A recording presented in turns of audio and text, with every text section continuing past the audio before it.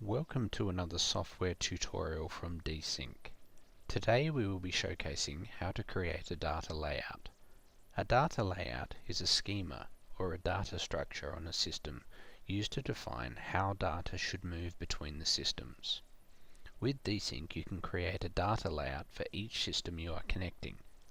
After you create your data layout, you can define your data flows. Okay, let's get started. After you have added a container and added your custom endpoint, our team will show you how to create your own custom data layout.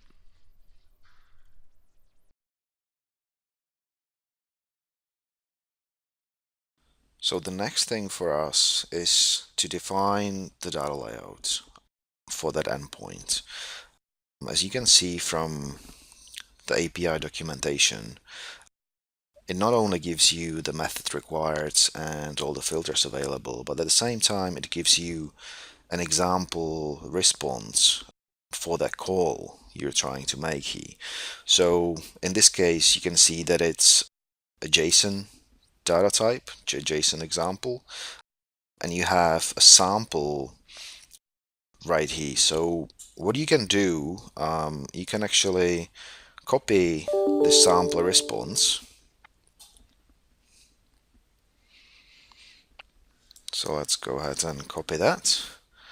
And I'll double click on the API endpoint to access the data layout page for that.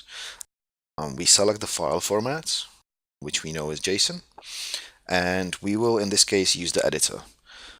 The editor allows you to paste in a sample of the data, and it actually builds the data layout for you based on the structure of the data you give it. So I'll just paste in the sample response from the Woocommerce API docs, and I hit OK. And you can see that Desync went ahead and it basically created a data layout based on all these fields in the sample response. Now, sometimes you may find that some of the data types are not correct. That's all right. You can go ahead and you can edit any of these fields. You can change the data type. You can set primary keys. You can make it multiple, which is basically an array of objects. You can reposition the fields however you like by simply dragging and dropping them.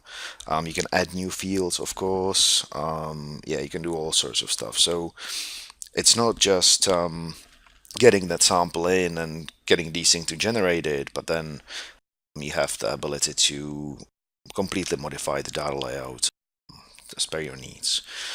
So in this case, we will just take all the data out of the Woocommerce. So I'll just save this here.